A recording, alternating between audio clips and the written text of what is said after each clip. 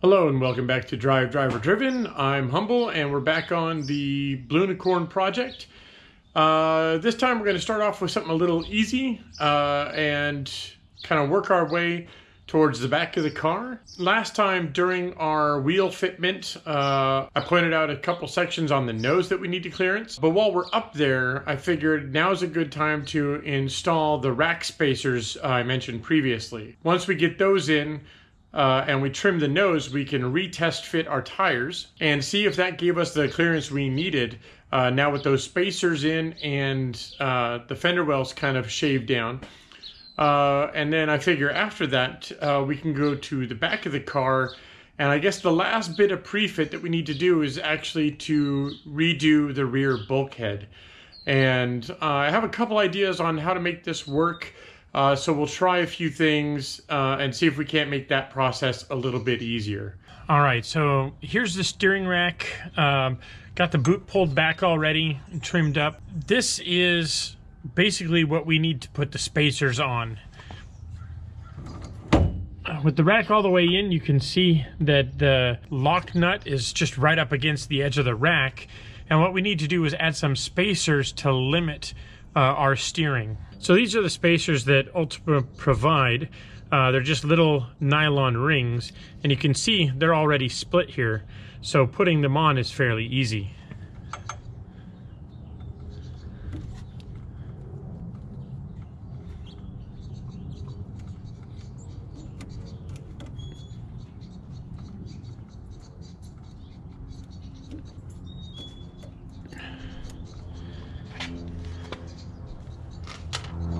Just like that.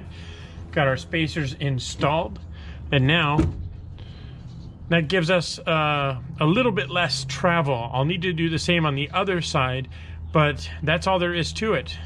We'll just push the boot back,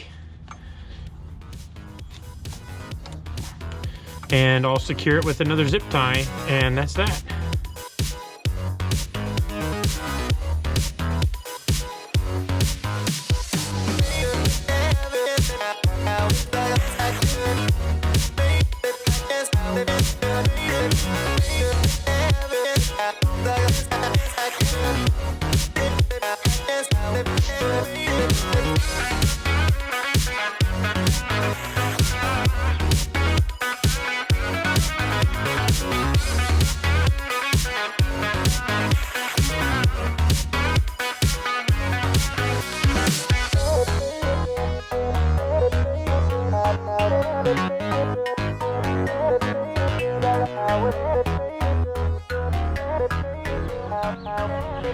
All right, so with the clamshell down, you can see it's still too tight here.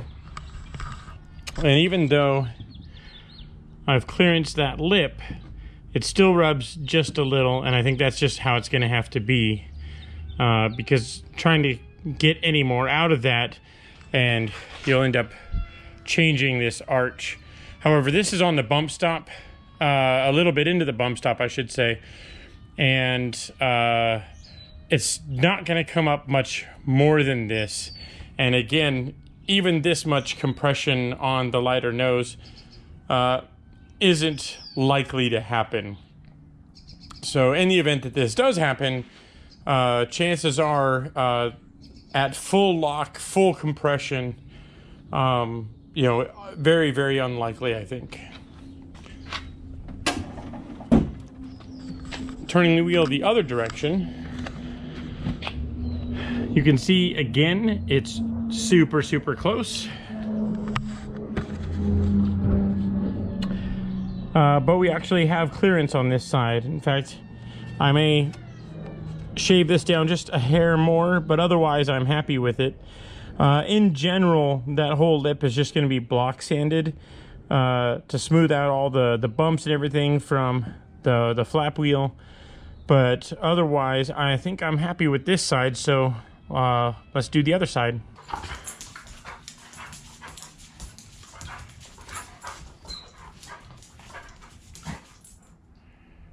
That's Kumo. That's my helper, everyone. This is my garage helper.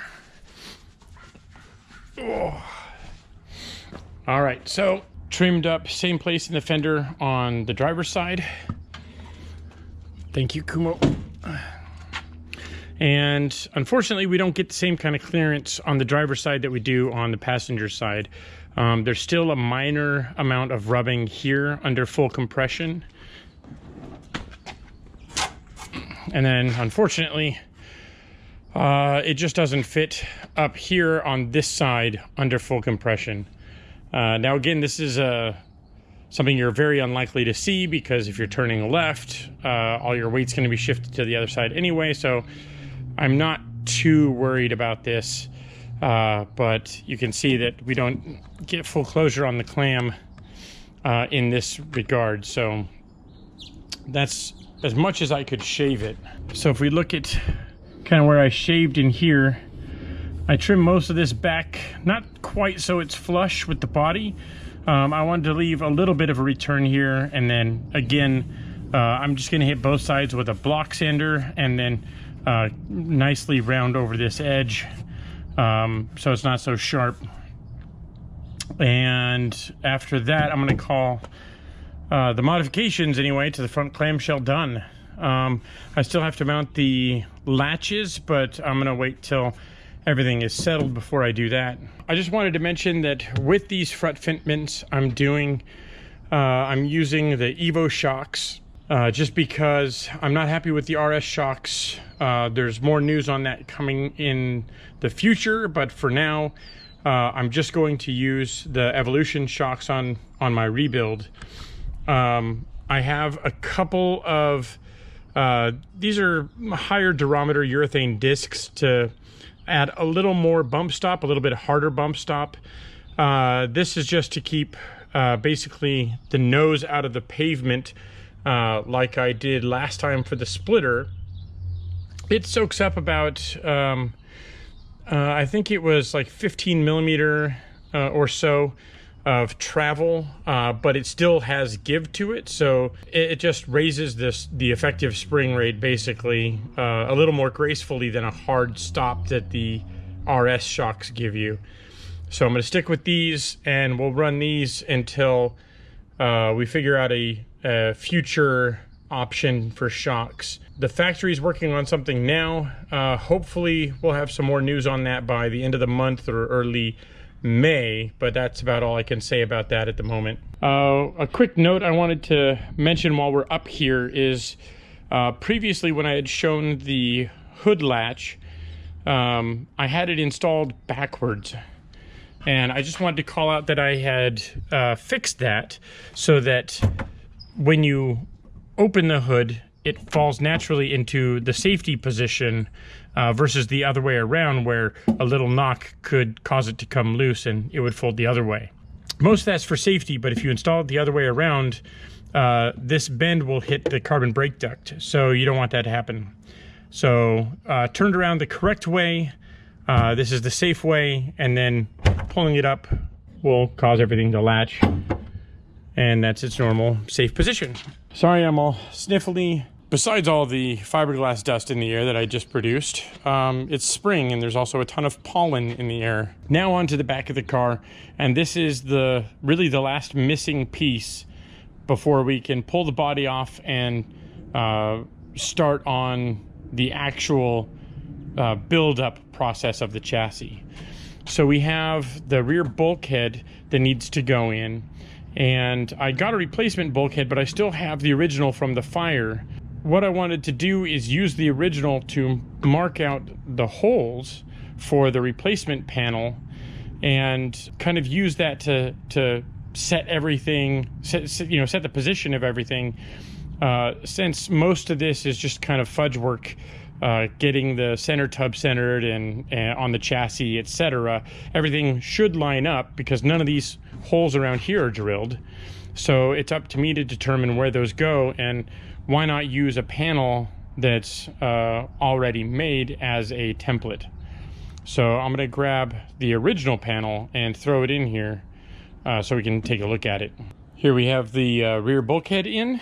As you can see, it's a little worse for wear up here in the corner and down through here where the fire was, but otherwise it doesn't look too bad. I've just got some clecos in the bottom. This is basically the row of rivets that will stay. and then everything that's up through here will be redone, because even though this is the old rivet line, it'll be easy to copy that onto the new panel and then drill the holes as needed for the rest of this panel, which will all match perfectly.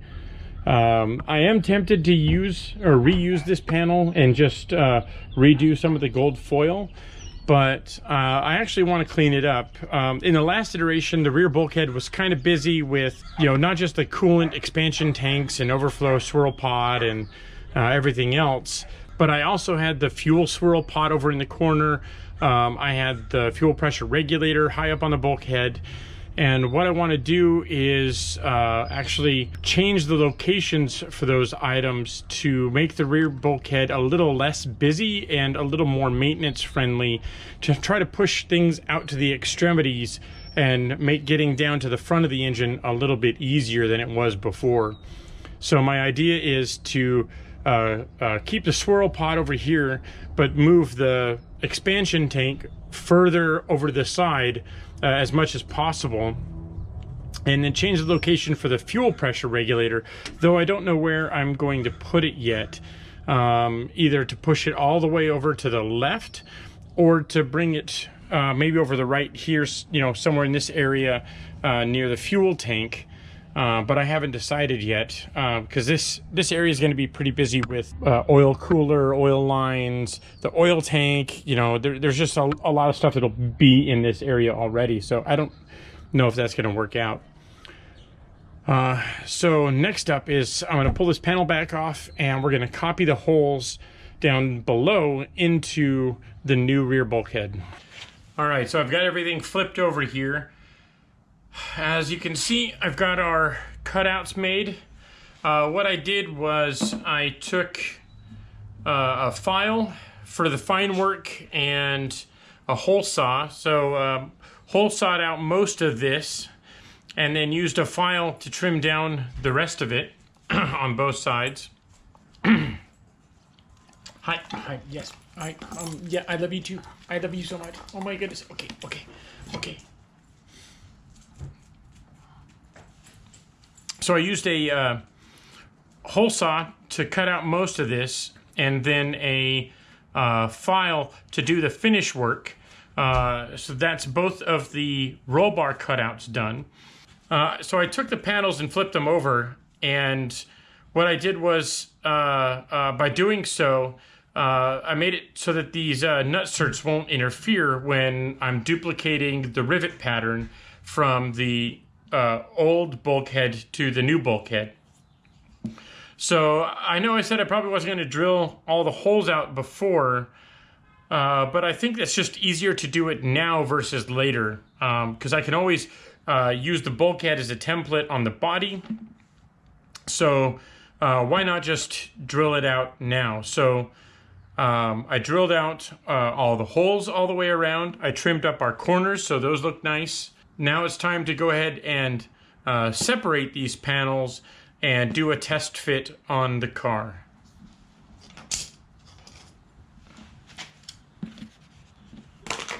Another thing that I've got that's new this time around is I have a countersink bit for the drill. If you're one of the OG watchers from back in the day, you'll see that I deburred basically every hole on the car and panel by hand. Just chilling, sitting in some music, just chilling, listening to music, and going at it. It was kind of therapeutic, but I think I'm over that now. So I'm going to load this up into the drill and deburr the holes really quick while I'm at it. Before I remove this, one thing I wanted to point out is this is one of the steps that I had taken for quieting down the Ultima. This is a Second Skin, I think, Damplifier Pro, something like that.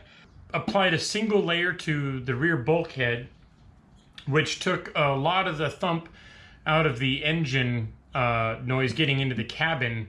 And I did just one layer on the middle of the rear panel, and then in the body where this section would be, it got an additional layer inside of the fiberglass. I don't know if I'm going to stick to 1 layer or double it up this time and go with 2 layers. I kind of like keeping the car as light as possible, but I would like to quiet it down even more if I can this go around. So we'll see how that pans out.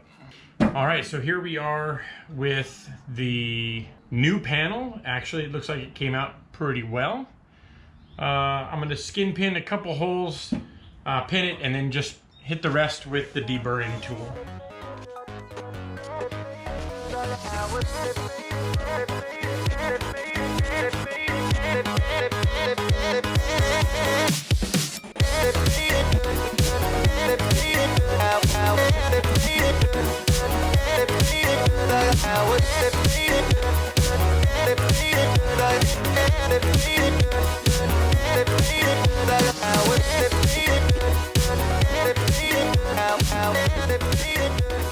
Man, that goes a lot faster with a power tool. Rear bulkhead mounted. Temporarily good enough for now.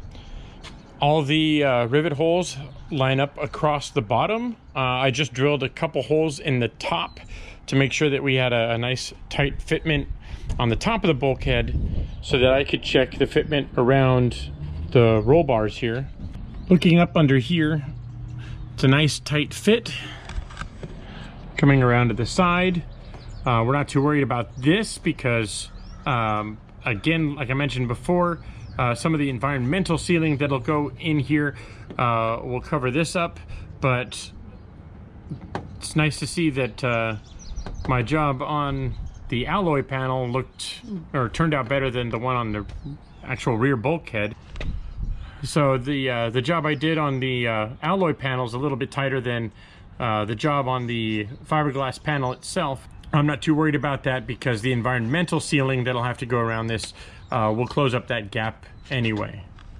On the other side, again, nice and tight fitment. On the other side, looking good too.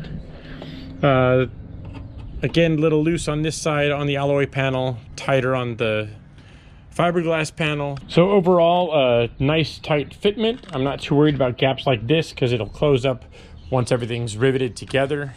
There's actually a bond and seal that goes in here to seal this panel to the rear bulkhead so you don't get any fumes or water or anything like that, any intrusion into the interior space.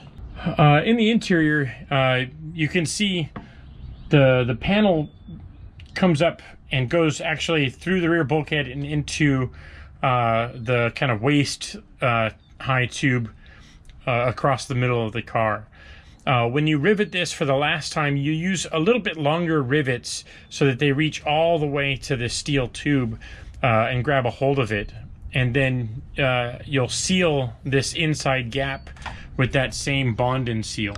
One particular area of sealing that's difficult to get to is right down in here behind the tubing. It's tricky to get. It's easier if I show you on the driver's side here. There's a little pocket here where the rear bulkhead meets in the corner to the chassis, and there's a couple different things you can do to fill this kind of gap so you get a better environmental seal. And when it comes time to do the final mount of this guy, I'll show you what I'm using. You can fill that with bond and seal, but you'll end up using a lot of it.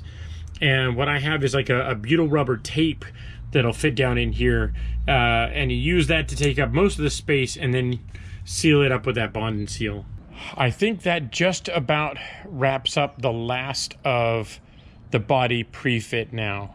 I'm going to finish drilling these holes all the way around the panel to get that final fitment done. And then after that, everything comes off the car again, and we'll begin our final assembly, basically by going back to our steering box. So once I get that panel wrapped up, I think I'm going to call it a day. Thank you guys for watching, and I'll see you next time.